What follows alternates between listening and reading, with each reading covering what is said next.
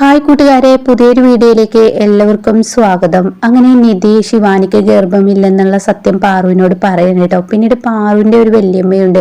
ആ വല്യമ്മ മുഖേന ഇനി എന്തായാലും സത്യങ്ങൾ പുറത്തു കൊണ്ടുവരണം, ശിവാനിയെ വേറൊരു ഡോക്ടറെ കാണിക്കണം എന്നുള്ള തീരുമാനം എടുക്കണം കേട്ടോ.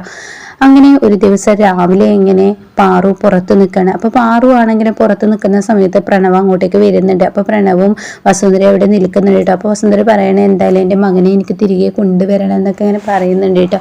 അങ്ങനെ പ്രണവിന് ഒരു ഫോൺ കോൾ വരികയാണ്. പ്രണവ് ആണെങ്കിലും ഈ സമയം ഇങ്ങനെ ഫോണിൽ ഇങ്ങനെ സംസാരിക്കുന്നുണ്ട്. പിന്നീട് ശിവാനിയാണ് കാണിക്കുന്നത്. ശിവാനിക്ക് ഏകദേശം 4 മാസമൊക്കെ ആയി തുടങ്ങി. അതുകൊണ്ട് തന്നെ തനിക്ക് പാഡ് കെട്ടേണ്ട ആവശ്യം വന്നിരിക്കുന്നു. അതുകൊണ്ട് തന്നെ ശിവാനി ഈ വയറ്റിൽ ഈ ഒരു ഗർഭനാടകം കളിക്കുകയാണല്ലോ. അപ്പോൾ ശിവാനി പറയണ പൊതുവെ ഗർഭിണിയായാൽ ഒരുപാട് ബുദ്ധിമുട്ടുകൾ നേരിടണമെന്നൊക്കെ പറഞ്ഞു കേട്ടിട്ടുണ്ട്. ഇതിപ്പോൾ ഒരുമാതിരി ഗർഭം നാടകം ഈ പാഡ് വെക്കുന്നതിൻ്റെ ബുദ്ധിമുട്ട് എനിക്ക് അറിയത്തുള്ളൂ എന്ന് പറഞ്ഞിട്ട് താൻ ആ സാരിക്കുള്ളിൽ ചുരിദാറിനുള്ളിലൊക്കെ ആയിട്ട് ഇങ്ങനെ ആ ഒരു വയറ് വെച്ച് കിട്ടണം കേട്ടോ.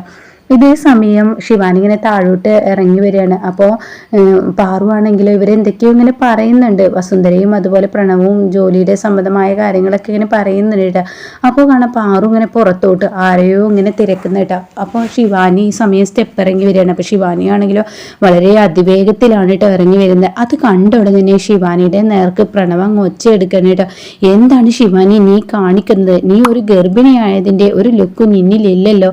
ഒരു ഗർഭിണിയായ പെണ്ണ് നടക്കേണ്ട രീതിയിലല്ലോ നീ നടക്കുന്നത് എന്ന് പറഞ്ഞ് ദേഷ്യപ്പെട്ടിട്ടാണ് കേട്ടോ ഇങ്ങനെ പ്രണവ് ശിവാനിയോട് പറയുന്നത്. നിന്റെ വയറ്റിൽ സാധാരണ ഒരു കുഞ്ഞല്ല 2 കുഞ്ഞാണ് നിന്റെ വയറ്റിലുള്ളത്. നീ അത് എപ്പോഴും ആലോചിക്കണം എന്നൊക്കെ ഇങ്ങനെ ശിവാനിയോട് പ്രണവ് പറയാണ് കേട്ടോ. അപ്പോൾ ഈ സമയം സോറി എനിക്ക് പെട്ടെന്ന് ഓർമ്മ പോവാണ്. അത് കേൾക്കുന്ന വസുന്ധര അങ്ങനെ അങ്ങ് ഓർമ്മ പോകാൻ പാടില്ലല്ലോ. ഇപ്പോൾ 1-2 മാസം ആയല്ലോ, 4 മാസത്തോളത്തൊക്കെ ആയി തുടങ്ങിയില്ലേ, എന്നിട്ടും നിന്റെ കുഞ്ഞു വയറ്റിലുണ്ടെന്നുള്ള ഓർമ്മയില്ലെന്ന് പറയുമ്പോൾ അതിലെന്തോ ഉണ്ടല്ലോ. അല്ല ആൻറ്റി, അത് പിന്നെ എന്നൊക്കെ പറഞ്ഞിങ്ങനെ ചുറ്റി കളിക്കാൻ കേട്ടോ. ഇതേ സമയം പാറുവാണെങ്കിൽ ഹെഡി നിനക്ക് ഗർഭമില്ലെന്ന് എൻ്റെ നിധി എന്നോട് പറഞ്ഞത് അത് സത്യം തന്നെ ആയിരിക്കുമല്ലേ. എന്തായാലും എനിക്ക് ആ സത്യാവസ്ഥ പുറത്ത് കൊണ്ടുവരണം. അത് ഞാൻ കൊണ്ടുവരാൻ വേണ്ടിയാടി ഞാനിപ്പോൾ ഇവിടെ നിൽക്കുന്നതെന്ന് പറഞ്ഞിട്ട് ഇങ്ങനെ അങ്ങോട്ടേക്ക് ഇങ്ങനെ നോക്കുന്നുണ്ട് കേട്ടോ. അപ്പോൾ ആ സമയം ഇങ്ങനെ പുറത്തോട്ട് നോക്കുമ്പോൾ ശിവാനി ഇത് ശ്രദ്ധിക്കുകയാണ്. ശിവാനി ആണെങ്കിൽ ഉടൻ തന്നെ ശിവാനി പറയാണ് എന്താണ് ആൻറ്റി പുറത്തോട്ട് തന്നെ ഇങ്ങനെ നോക്കി നിൽക്കുന്നത്, എന്തെങ്കിലും പ്രശ്നമുണ്ടോ? ഒന്നുമില്ല എന്ന് പറയട്ടോ. ഇതേസമയം പ്രണവ് പറയണേ എന്തായാലും അമ്മ ഞാൻ ഇനി ജോലിക്ക് പോട്ടെ, എൻ്റെ ഏട്ടനെ തിരികെ കൊണ്ടുവരണം, പിന്നെ എഗ്രിമെൻ്റ് ഒക്കെ എഴുതി എന്നുള്ളത് അതവിടെ നിൽക്കട്ടെ അമ്മ, ഞാനതെന്തായാലും അത് തിരിച്ച് ഏട്ടനിൽ തന്നെ കൊടുക്കും എന്നൊക്കെ ഇങ്ങനെ പറയുമ്പോൾ ശിവന് മനുഷ്യന് ഭ്രാന്തൊക്കുന്ന സ്വഭാവമാണ്. ഒരു തരത്തിലാണ് ഞാൻ ഇവൻ്റെയും എൻ്റെയും പേരിൽ ആ സ്വത്തുക്കളൊക്കെ ആക്കിക്കൊണ്ടുവന്നത്. ഇനിയിപ്പോൾ ഇവൻ വേറൊരു നാടകം കളിക്കാൻ നിൽക്കുന്ന എന്നൊക്കെ ഇങ്ങനെ ചിന്തിക്കുന്നുണ്ട് കേട്ടോ. അങ്ങനെ ഈ സമയം ഇങ്ങനെ പ്രണവ് ഇതിങ്ങനെ പറഞ്ഞുകൊണ്ട് നിൽക്കുന്ന സമയത്ത് കാണാൻ പെട്ടെന്ന് അങ്ങോട്ടേക്ക് ഒരാൾ കയറി വരുന്നത്. അത് കണ്ടോടെ തന്നെ പ്രണവ് പറയുന്നത് അമ്മേ നമ്മുടെ വല്യമ്മ ഇതാ വന്നിരിക്കുന്നതെന്ന് പറഞ്ഞിട്ടോ. ഇത് കേൾക്കുന്നതിനോട് കൂടിയിട്ട് പാറുവിന് ഒരുപാട് സന്തോഷമാവണം. ഈശ്വര രക്ഷപ്പെട്ടു, എന്തായാലും വല്യമ്മ എത്തിയല്ലോ എന്നുള്ള ആ ഭാവത്തിൽ ഇങ്ങനെ നോക്കുകയാണ് കേട്ടോ. ഇനി ശിവാനി നിന്റെ ഗർഭനാടകം ഇന്നത്തോടുകൂടി ഞങ്ങൾ എല്ലാവരും കൂടി പൊളിച്ചെടുക്കും, ഞാനും എൻ്റെ നിധിയോ എന്ന് പറയുന്നത്. ഇതേസമയം വല്യമ്മയെ ഒത്തിരി നാളായല്ലോ വല്യമ്മ ഈ വഴിക്ക് വന്നിട്ട് എന്നൊക്കെ ഇങ്ങനെ ചോദിക്കുകയാണ് ഇങ്ങനെ പ്രണവ്. അപ്പോൾ ആ സമയം എടാ ഞാൻ നിധിയുടെയും ഗൗതമിൻ്റെയും കല്യാണ സമയത്താണ് ഇങ്ങോട്ടേക്ക് വന്നത്. അവരന്തസ്സായ ആളറിയെ കല്യാണം കഴിച്ചു എന്നാൽ നീ ചെയ്തത് എന്താടാ? നീ ആരും അറിയാതെ ഒരുത്തിയാണ് കല്യാണം കഴിക്കല്ലേ ചെയ്ത്. അപ്പോൾ തന്നെ ഇങ്ങനെ ശിവാനിക്ക് ദേഷ്യം പിടിക്കുന്നുണ്ടോ. അപ്പോൾ സോറി വല്യമ്മേ, അതുകൊണ്ട് തന്നെ ഞങ്ങൾക്കാർക്കും നിന്റെ കല്യാണത്തിന് കൂടാൻ പറ്റില്ല. എന്തായാലും എൻ്റെ കുഞ്ഞിൻ്റെ കല്യാണമാണ്, ഞാൻ കല്യാണം ക്ഷണിക്കാൻ വേണ്ടി വന്നതാണ് എന്ന് പറയണ്ട. അപ്പോൾ ഇൻവിറ്റേഷൻ ലെറ്റർ ഇങ്ങനെ കൊടുക്കുകയാണ്. ഇതേ സമയം ഇതാണ് എൻ്റെ പെണ്ണ് ശിവാനി എന്നൊക്കെ പറഞ്ഞിട്ട് ഇങ്ങനെ പ്രണവ് കാണിച്ചു കൊടുക്കുന്നുണ്ട്. ആണോ? അപ്പോഴേക്കും വസുന്ധര പറയണേ അത് മാത്രമല്ല വേറൊരു വിശേഷമുണ്ട്, ഇവള് 4 മാസം ഗർഭിണിയാണെന്ന് പറയട്ടോ. അപ്പോൾ ഇതങ്ങ് കേൾക്കുന്നതിനോടുകൂടി കൺഗ്രാറ്റുലേഷൻ എന്നൊക്കെ ഇങ്ങനെ പറയണേ. അപ്പോൾ ഉടൻ തന്നെ അവിടെ പാറു പറയണേ ഇത് ഒരു ഗൈനക്കോളജി ഡോക്ടറാണ് എന്ന് പാറു ഉടൻ തന്നെ പറയാനായിട്ട്. അപ്പോൾ ഇത് കേൾക്കുന്ന പ്രണവ് എൻ്റെ വല്യമ്മ ഡെലിവറി ഒക്കെ എടുക്കുന്നൊക്കെ ഇങ്ങനെ പറയണം. അപ്പോൾ ഉടൻ തന്നെ വസുന്ധര ശരിയാണ്, ഇവരെന്തായാലും അതൊക്കെ ചെയ്യുമെന്ന് പറഞ്ഞ ഉടനെ തന്നെ ശിവാനിക്ക് അതിനെ പേടിയാവാൻ കേട്ടോ. അപ്പോഴാണ് പാറു ശിവാനിയെ ഞെട്ടിപ്പിച്ചും കൊണ്ട് ശിവാനിയോട് പറയുന്നത്, എന്തായാലും വല്യമ്മ ഇവിടെ വന്നില്ലേ, സോറി ഏട്ടത്തി ഇവിടെ വന്നില്ലേ, ഏട്ടത്തി വന്ന സ്ഥിതിക്ക് എൻ്റെ മരുമകളുടെ കല്യാണത്തിന് കൂടാൻ പറ്റിയില്ല, എൻ്റെ മരുമകളെ ഇപ്പോൾ ഗർഭിണിയാണ്, അവളെ ഒന്ന് പരിശോധിക്കാൻ പറ്റുമോ എന്ന് ചോദിക്കുമ്പോൾ ഇതെന്ത് ചോദ്യമാണ്, ഈ സമയം ഞാൻ പരിശോധിക്കാൻ, ഞാൻ എന്തായാലും എൻ്റെ ടൂൾസ് ഒന്നും കൊടുത്തിട്ടില്ല, ആകെ എൻ്റെ കയ്യിലുള്ളത് സ്റ്റെതസ്കോപ്പാണ്, അത് വെച്ചും എനിക്ക് പരിശോധന നടത്താൻ പറ്റും, നാടി പിടിച്ചിട്ടും എനിക്ക് ഗർഭിണിയായി പരിശോധന നടത്താൻ പറ്റും എന്നൊക്കെ ഇങ്ങനെ പറയാൻ കേട്ടോ. അപ്പോൾ അത് കേൾക്കുന്ന ശിവാനി ഈശ്വര പെട്ടല്ലോ എന്ന് പറയാൻ കേട്ടോ.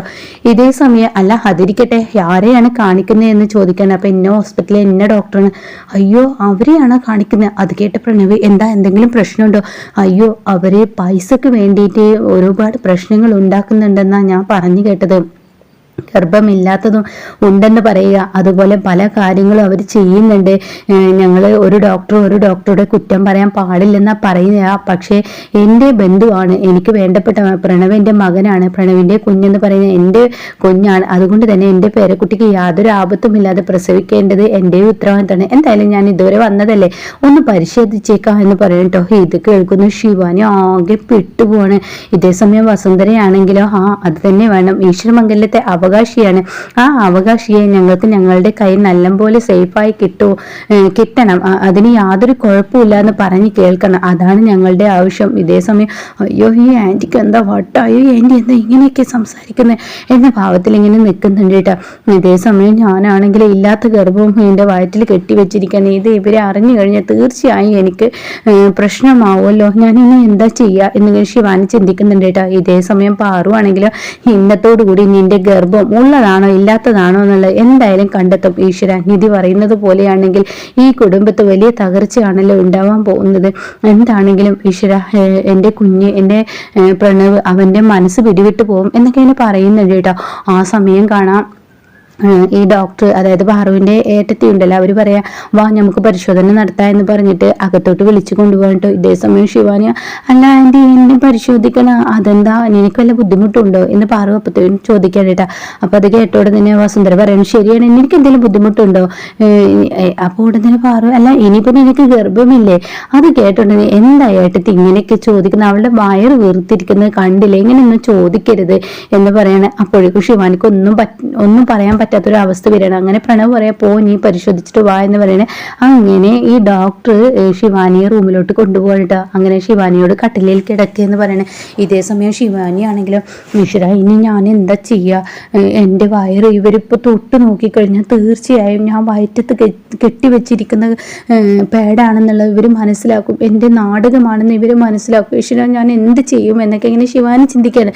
അങ്ങനെ ശിവാനിയുടെ നെഞ്ച് പടപടാ പടച്ചും കൊണ്ടിരിക്കുകയാണ്. ഈ സമയം പെട്ടെന്ന് പാറു പുറത്തോട്ട് ഇറങ്ങിയിട്ട് നിധിക്ക് വിളിക്കണം. അപ്പം നിധിയാണെങ്കിൽ തൻ്റെ വീട്ടിൽ പച്ചക്കറിയൊക്കെ ഇങ്ങനെ കട്ട് ചെയ്തുകൊണ്ടിരിക്കുന്ന സമയമായിരിക്കും.